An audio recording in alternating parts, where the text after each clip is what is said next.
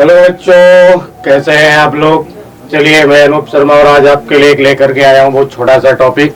यानी कल हम लोगों ने डिस्कस किया था थर्मल कंडक्शन। यानी थर्मल कंडक्शन होता क्या है, ये बेसिक सारी चीजें हम लोगों ने डिस्कस कर लिया। अब आज उसी के अगले पार्ट की हम लोग बात करेंगे कि उससे आगे अभी हम लोग थर्मल कंडक्शन में क्या पढ़ते हैं और कैसे क्वेश्चन होते हैं, कब हम इन फॉर्मूलों को अप्लाई करेंगे। ठीक है भाई, तो देखते हैं। फिर यहाँ पे देखिए, तो सबसे पहला तो ये हो गया भाई अपने पास कंडक्टर, जो कल हम लोगों ने डिस्कस किया था कि ये कंडक्टर होगा। फिर ये कंडक्टर की हो गई क्रॉस सेक्शनल एरिया, और यहाँ पे टेम्परेचर हम रखेंगे भाई T1। लेंथ इसकी हो गई L, और इसके मटेरियल की थर्मल कंडक्टिविटी हो गई K। अब यहाँ जो हीट करंट होगा वैसे फ्लो कर रहा होगा, और कितना होगा, तो ये dQ/dt। ये सारी चीजें हम लोगों ने डिस्कस किया था कि इसके रेजिस्टेंस को अगर हम लोग लिखें तो रेजिस्टेंस क्या होगा, L/KA। ये भी हम लोगों ने डिस्कस कर रखा था। अब अगर हमको हीट करंट निकालना है तो क्या लिखना होगा, टेम्परेचर डिफरेंस अपॉन रेजिस्टेंस।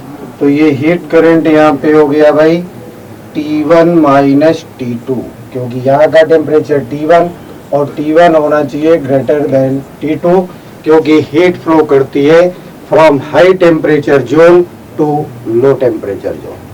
समझ गए भाई। तो भाई इस तरीके से हीट फ्लो करेगी। अब अगर हम यहाँ रेजिस्टेंस की वैल्यू लिख देते L/KA, तो फिर ये हमें मिल गया KA/L और T1 माइनस T2। इसी तरीके से हम इसको न्यूमेरिकल में अप्लाई करेंगे। यानी इन कंडक्टर्स का सीरीज कॉम्बिनेशन क्या होगा, पैरेलल कॉम्बिनेशन क्या होगा, वगैरह वगैरह सारी चीजें हम लोग डिस्कस करेंगे। तो अभी देखते हैं, इतना तो क्लियर हो गया था पिछले टर्म पे हम लोगों ने देखा। आज अभी हम लोग जो डिस्कस करने वाले हैं वो हो गया टेम्परेचर ऑफ जंक्शन। यानी जंक्शन का मतलब क्या हो गया भाई, ज्वाइंट। अब जैसे मान लीजिए एक कंडक्टर तो हमने ये बना दिया, साथ ही साथ इसी के साथ में एक दूसरा कंडक्टर भी हमने यहाँ पे फिट किया। यानी एक ये कंडक्टर हो गया,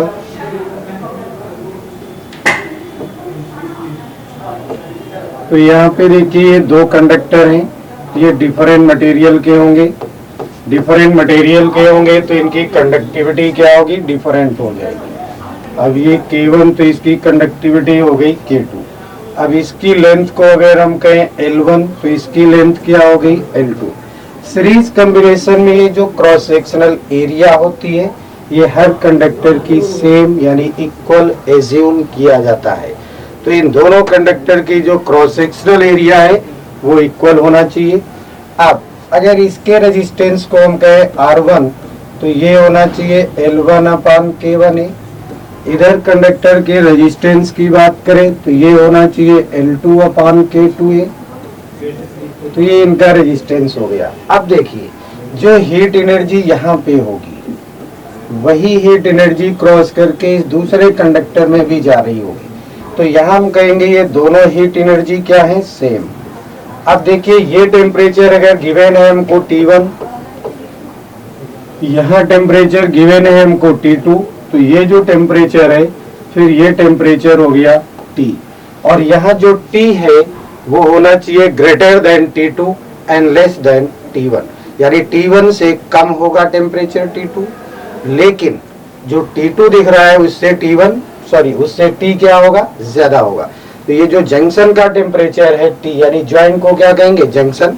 और इस जंक्शन का जो टेम्परेचर है यानी T वो इस T1 से कम होगा, बट उस T2 से क्या होगा, ज्यादा होगा। तो यहाँ देखिए rate of flow of heat energy in both conductor remain same. अब रिमेन सेम तो ये फिर क्या होना चाहिए, T1 माइनस T अपॉन में लिख दिया हमने R1, और ये होना चाहिए T minus T2 upon R2। इस तरीके से लिख लिया हमने। अब लिखा हमने भाई T1 माइनस T2 और R1 की वैल्यू हो गई भाई L1 अपान K1A। तो ये भी हो गया, सॉरी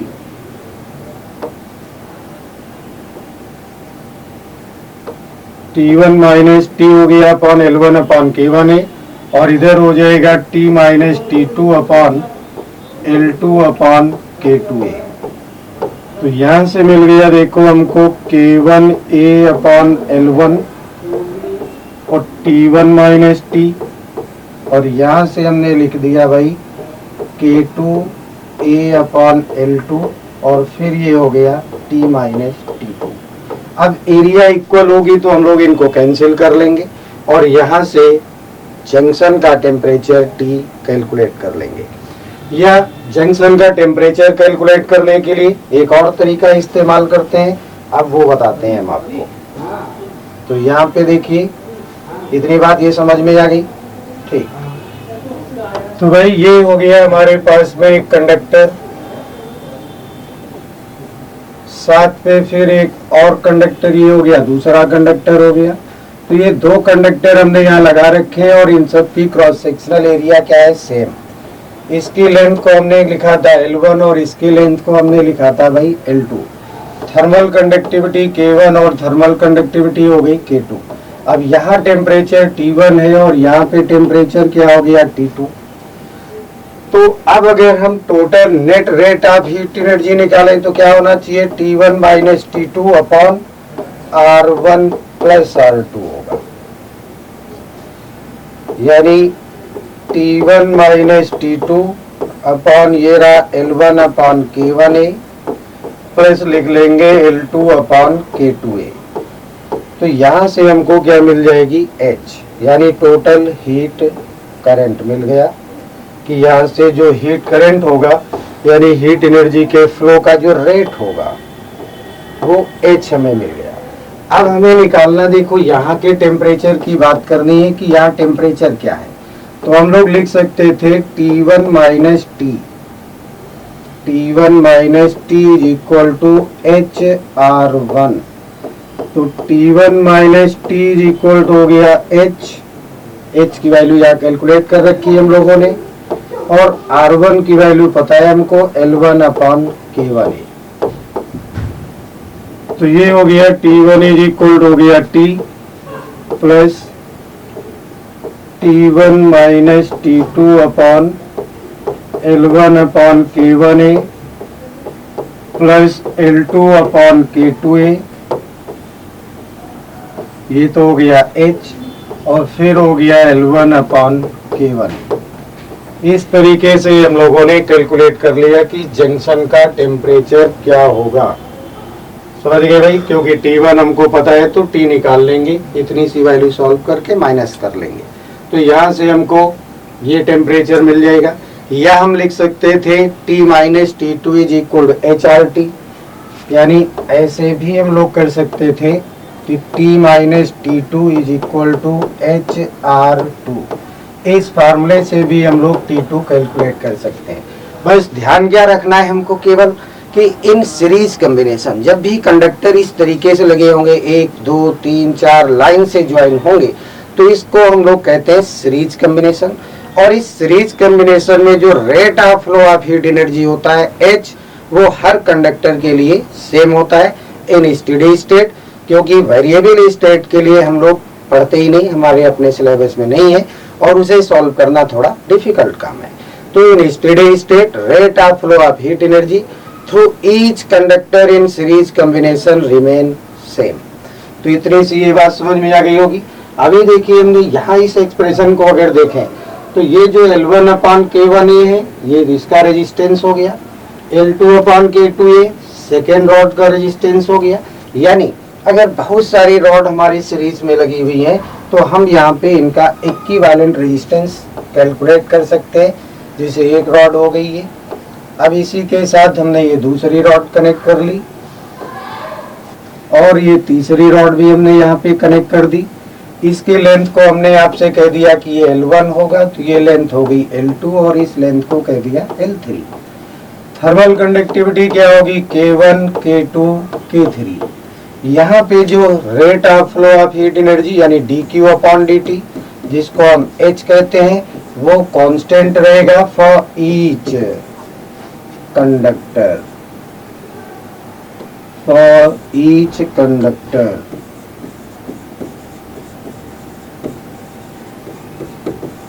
हर कंडक्टर के लिए ये वैल्यू सेम होगी। तो अब यहाँ पे देखिए, इस रेजिस्टेंस को अगर हम कहें R1, इसे हम कहें R2 और इसके रेजिस्टेंस को कहें R3, तो ये तीनों के तीनों सीरीज में लगे हुए हैं। यानी यहाँ पे R1 कितना होगा, तो ये L1 अपॉन K1 है।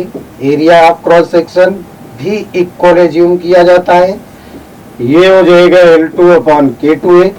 और तीसरे का जो रेजिस्टेंस है R3, वो भी होगा L3 अपॉन K3 है। और इस पूरे सिस्टम का जो इक्विवेलेंट रेजिस्टेंस होना चाहिए, वो होना चाहिए R1 plus R2 plus R3। तो net rate of flow of heat energy क्या होगा, तो वो लिखेंगे हम T1 minus T2 upon equivalent resistance of circuit. यानी T1 हो गया हॉटर एंड का टेम्परेचर, जो ये टेम्परेचर होगा T1 हॉट एंड का, और जो थोड़ा सा लोअर टेम्परेचर है वो क्या है, T2। तो टेम्परेचर डिफरेंस क्या हो गया, T1 माइनस T2, यानी सब्ट्रैक्ट करेंगे high temperature minus lower temperature. इतनी बात समझ गए भाई। तो इस तरीके से हम net rate of flow of heat energy in series combination calculate कर सकते हैं। यानी पहले हम इनके रेजिस्टेंस देख लें क्या होंगे, फिर इक्विवेलेंट रेजिस्टेंस, देन डिवाइड करें और खट से आंसर आ जाएगा। इतनी बात क्लियर हो गई। अब हम देखते हैं कि अगर इन तीनों रॉड को हटा के हम बाहर कर दें, इसकी जगह पे एक सिंगल कंडक्टर का इस्तेमाल करें, सिंगल, इसी लेंथ का, इसी क्रॉस सेक्शनल एरिया का, तो वो मटेरियल क्या होना चाहिए, या उस मटेरियल की थर्मल कंडक्टिविटी क्या होगी। तो यहाँ पे जब इन्हें हम हटाएंगे तो जो थर्मल कंडक्टिविटी उस मटेरियल की होगी, जो नई रॉड इसकी जगह पे हम रखेंगे, इन्हें रिप्लेस करने के लिए जो यूज करेंगे, उसके मटेरियल की जो कंडक्टिविटी होगी, उसे हम लोग कहते हैं equivalent thermal conductivity of system. तो अभी हम लोग देखते हैं equivalent thermal conductivity of system. तो इक्विवेलेंट थर्मल कंडक्टिविटी के लिए ये तो रॉड हो गई अपने पास। अब इन रॉड को हम रिप्लेस करेंगे किसी सिंगल रॉड से, उसकी भी क्रॉस सेक्शनल एरिया सेम होना चाहिए, और इसकी लेंथ को हमने कह दिया L1, ये लेंथ होगी L2 और ये लेंथ होगी L3। Thermal conductivity K3, K2 और ये हो गया K1। तो यहाँ जो हम इक्विवेलेंट रेजिस्टेंस अगर लिखें तो क्या होना चाहिए, R1 plus R2 plus R3 होगा। अब जब हम इसे रिप्लेस करेंगे एक सिंगल रॉड से, इसकी भी एरिया A है और इसकी भी लेंथ कितनी होना चाहिए, L1 plus L2 plus L3। तो यहाँ पे फिर इक्विवेलेंट रेजिस्टेंस हो गया L1 plus L2 plus L3, ये तो इसकी लेंथ हो गई। अपॉन में लिखते हैं equivalent thermal conductivity into area. तो अब इस R1 की जगह पे होता है L1 upon K1A, L2 upon K2A, plus लिखते हैं यहाँ L3 अपॉन K3A। तो ये हमें मिल गया यहाँ पे K इक्विवेलेंट कैलकुलेट करने का एक फॉर्मूला बन के तैयार हो गया कि K equivalent of system is equal to L1 plus L2 plus L3, जितनी भी रॉड है सबका सम, अपॉन में क्या होना चाहिए, L1 upon K1 plus L2 upon K2 plus L3 upon K3। इस तरीके से हम इस पूरे सिस्टम की इक्विवेलेंट थर्मल कंडक्टिविटी कैलकुलेट कर सकते हैं। और इस फॉर्मूले को याद रखिएगा, बहुत इंपॉर्टेंट होता है। अब जैसे मान लीजिए इतनी बात तो समझ में आ गई, अब इसे अप्लाई कैसे करेंगे, तो एक छोटा सा एग्जाम्पल भी देख लेते हैं। मान लीजिए हमारे पास में ये दो रॉड है और ये दोनों ही आइडेंटिकल हैं। आइडेंटिकल मतलब दोनों की लेंथ क्या है, सेम। इसकी भी लेंथ L है और इधर भी लेंथ क्या हो गई, L। थर्मल कंडक्टिविटी इसकी K1 हो गई और इसकी थर्मल कंडक्टिविटी K2। अब हम K इक्विवेलेंट के लिए अभी अभी हम लोगों ने लिखा है L1 plus L2 upon L1 upon K1 plus L2 upon K2 करेंगे। अगर हम ऐसा कुछ करते हैं तो ये हो जाएगा 2L अपॉन L कॉमन ले लें तो होगा 1/K1 प्लस 1/K2, ये हो गया K इक्विवेलेंट। तो L से L यहाँ पे देखो भाई कैंसिल हो गया और K इक्विवेलेंट आपको मिल गया 2K1 K2 upon K1 plus K2। तो ये हो गया भाई K इक्विवेलेंट।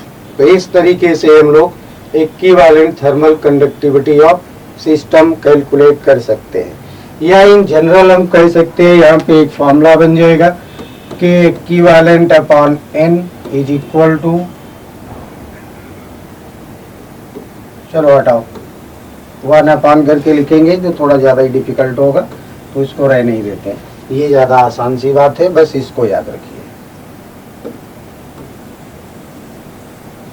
तो इसी फार्मूले का इस्तेमाल करके इक्विवेलेंट थर्मल कंडक्टिविटी कैलकुलेट कर सकते हैं हम लोग। अब हम लोग बात करते हैं पैरेलल कॉम्बिनेशन की।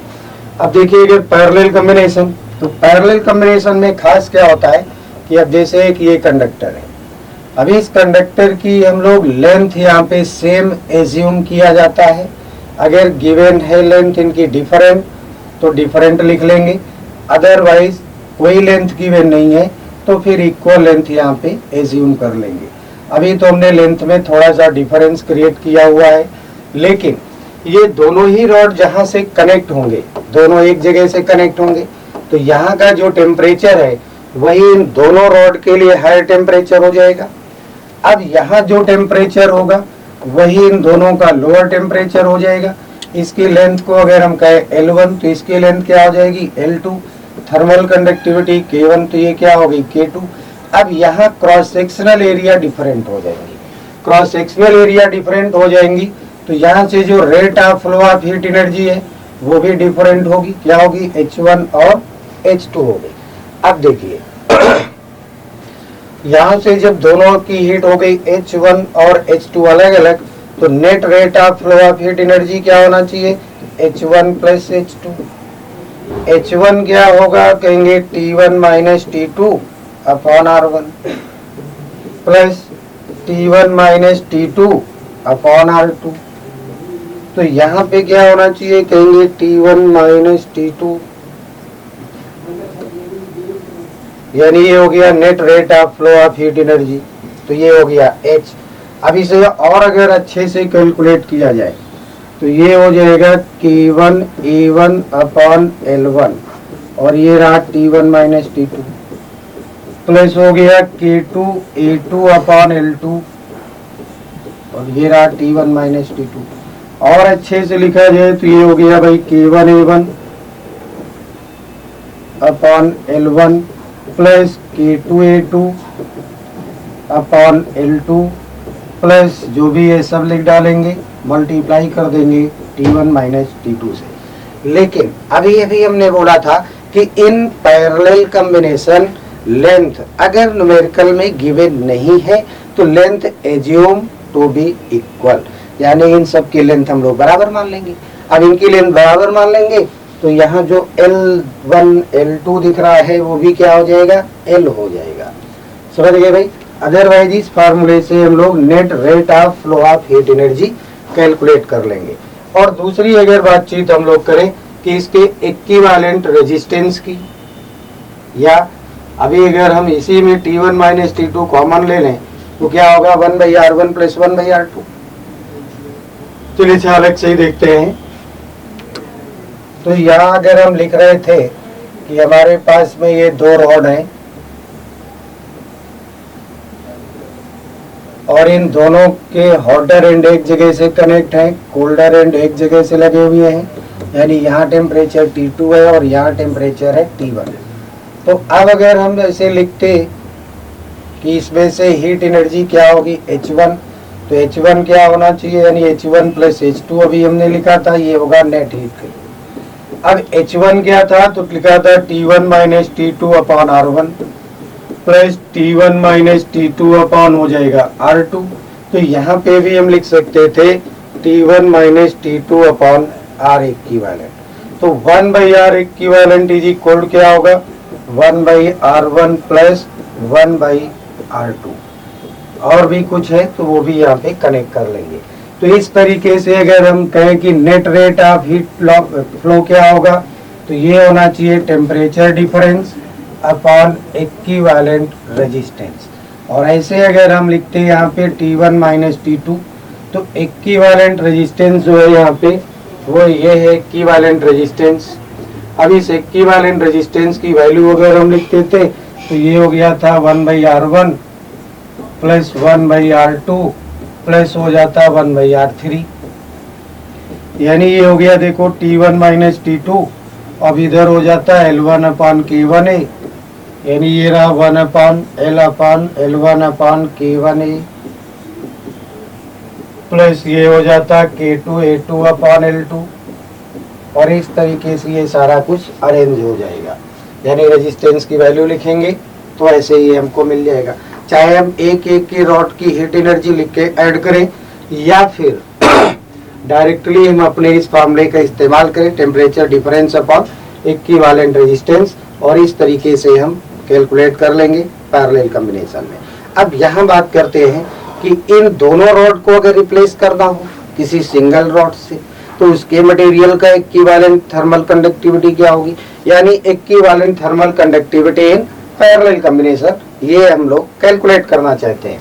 तो उसके लिए देखिए फिर अभी हमने लिखा था 1/R equivalent is equal to 1/R1 plus 1/R2 plus 1/R3। तो जब हम इन तीनों रॉड को रिप्लेस करेंगे, इन तीन रॉड को जब हम रिप्लेस कर देंगे तो यहाँ पे तो देखिए हो गया K1A1 अपॉन L, ये हो जाएगा K2A2 अपॉन L, और ये हो गया K3A3 अपॉन L। तो जब हम इन तीनों को रिप्लेस करेंगे तो लेंथ तो अभी भी L ही होगी, लेकिन एरिया तीनों की ऐड होकर के क्या हो गई A1 plus A2 plus A3। तो यहाँ से K इक्विवेलेंट अगर हम कैलकुलेट करें तो होगा K1A1 plus K2A2 plus K3A3 upon A1 plus A2 plus A3। यानी इस तरीके से हम इस मटेरियल की इक्विवेलेंट थर्मल कंडक्टिविटी कैलकुलेट कर सकते हैं। और रेजिस्टेंस का फॉर्मूला केवल आपको याद रखना है कि रेजिस्टेंस होता है L अपान KA, L अपान KA। तो अगर इतनी सी बात हम याद रखेंगे कि रेजिस्टेंस होता है L अपान KA, तो यहाँ पे कोई दिक्कत आने वाली नहीं है। बड़े से बड़े क्वेश्चन को आप आसान कर लेंगे। ये था पैरेलल कॉम्बिनेशन। अब हम लोग देखते हैं जंक्शन की बात किया था, टेम्परेचर ऑफ जंक्शन। तो जैसे अब एक रॉड ये लगा दी मैंने यहाँ पे, दूसरी रॉड हमने यहाँ पे देखो ये ऐसे कनेक्ट कर ली, और तीसरी रॉड ये हो गई। अब यहाँ अगर हम कहें कि इसकी लेंथ है L1, टेम्परेचर है यहाँ T1, यहाँ टेम्परेचर हो गया T2 और इसकी लेंथ हो गई भाई L2, इस रॉड की लेंथ हो गई L3 और टेम्परेचर हो गया T3। तो अब मटेरियल भी इनके डिफरेंट होंगे, तो K1, K2 और ये हो गया K3। देखिए सोचने वाली बात ये है कि कुछ हीट अगर मान लो इधर से आई H1, तो इधर से चल के आएगी फिर H2, और दोनों ऐड होके इधर क्या हो जाएगी H3। यानी इधर जाने वाली हीट जो H3 है वो होना चाहिए H1 प्लस H2। लेकिन ये जो पॉइंट दिख रहा है इसी को हम लोग क्या कहेंगे जंक्शन। अब जंक्शन है तो यहाँ का टेम्परेचर हमें कैलकुलेट करना है, और इसी टेम्परेचर को क्या कहेंगे T कहेंगे। तो H1 फिर होना चाहिए K1A1 अपॉन L1, और ये हो गया T1 माइनस T। H2 को लिखेंगे तो ये भी हो गया K2A2 अपॉन L2 और T2 माइनस T। अब ये दोनों ऐड होकर के इधर चले गए तो ये हो गया फिर K3A3 अपॉन L3, और यहाँ लिख देंगे T माइनस T3, और इन्हें सॉल्व करके हम T कैलकुलेट कर लेंगे। एक बार T हमें मिल गया तो यहाँ T की वैल्यू डालेंगे, H1 हो गया, यहाँ पे लिख लेंगे तो H2 हो गया। तो इस तरीके से हम लोग जंक्शन का टेम्परेचर कैलकुलेट कर सकते हैं। तो उम्मीद है कि ये बात कुछ समझ में आई होगी, बाकी के लिए फिर देखते हैं बाद में। तब तक के लिए नमस्कार।